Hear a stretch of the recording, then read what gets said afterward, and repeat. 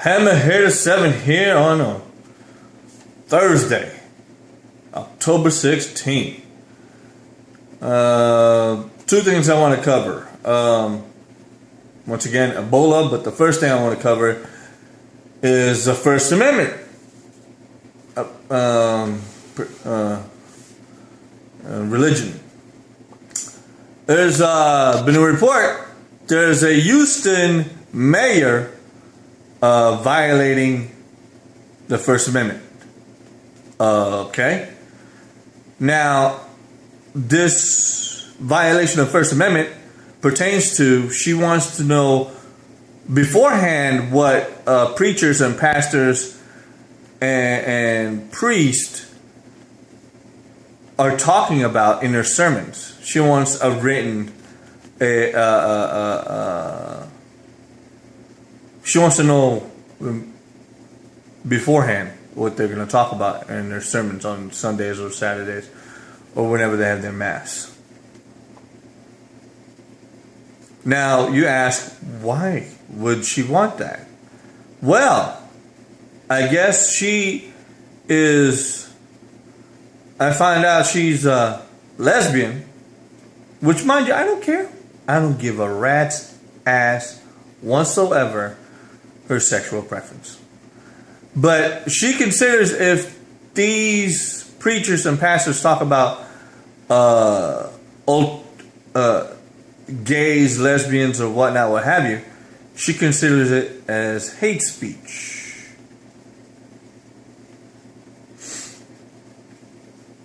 But here's the thing, though. I guess her beef is that there's been a petition to, I guess, in religious facilities, that they don't want their bathrooms to be unisex, you know, which she passed, and there was a petition overwhelmingly against it, and she said no to it. She didn't even want to hear it. So now she's going after religious leaders and their churches for hate speech. Now, this case or this story you'll never hear on the TYT network. But though they always talk about separation of church and state.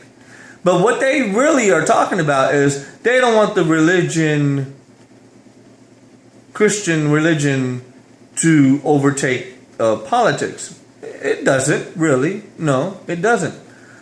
But the First Amendment never said religion cannot expand people's thinking. Yeah, there's things that you go to city councils, hearings or whatever. They have prayers. But here's the thing, though: they don't force everyone to adhere to it. You can stand up for it, or sit down, or leave the area, leave the room, and then come back afterwards. Okay. But and also like Kyle Kalinske, he's vehemently against football players having to hear prayers before the games. So the fuck what? I know you guys are atheists, which is fine. But you guys are the worst kind of atheist. Because your religion is the state. You guys are state theist. You're not even real atheist. I can handle real atheists. I don't mind it. Real atheists are more reasonable than you people. Okay? Progressive atheists are the worst kind because you guys, your religion and your deity is the government. You may deny it, whatever, whatnot. Hey, fine.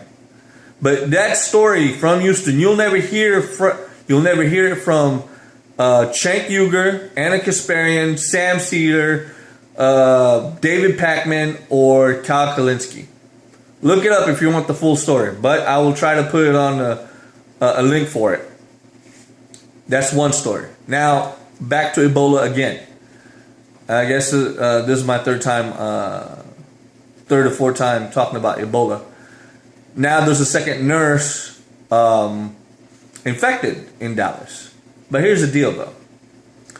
I guess now Obama wants a quote-unquote SWAT team of medical people wherever there's an Ebola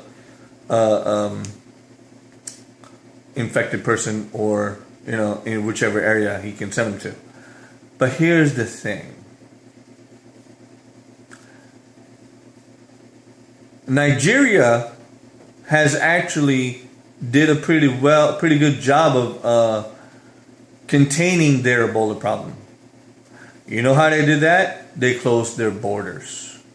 They didn't let anybody else in around the area, around their area, around them, who has Ebola. That means, actually, I looked it up. This is actually their chocolate picking season, and they usually rely on migrant workers. But they stopped that. They're going to take the hit just not to have any more Ebola outbreaks in their country, which is pretty damn smart. Now, but here in America, we are so politically correct, so politically just, I don't know what to say. It's just ridiculous. Okay, and also before the guy from Liberia came to Dallas, Obama sent 4,000 troops to West Africa to deal with this. Why would you send military troops who have no idea how to handle this shit? Okay, and now there's been a memo from DOD saying there's a possibility that it could get Ebola, and they would quarantine military personnel who are potentially get Ebola. Okay. Now you're gonna say, "Oh, you're just being conspiratorial theorist, whatever." No, I'm actually using my critical thinking, which most people will not do, because they brought in, I guess, 2 doctors from that are actually much better now, right? But here's the thing: they brought them to Atlanta. They should have brought them had them stay the country where they're at and treat them there, or had them in a facility, not in the mainland, that was really quarantined.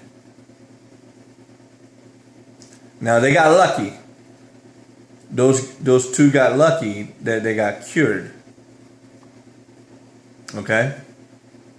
And some people are making this about race, like Jesse Jackson, like the man from the one who got it here, who lied to get it here, to get treatment here. No, Jesse Jackson, you're a fucking asshole. I don't even know how the fuck you're still credible. Okay? It's not about race, you dumb son of a bitch.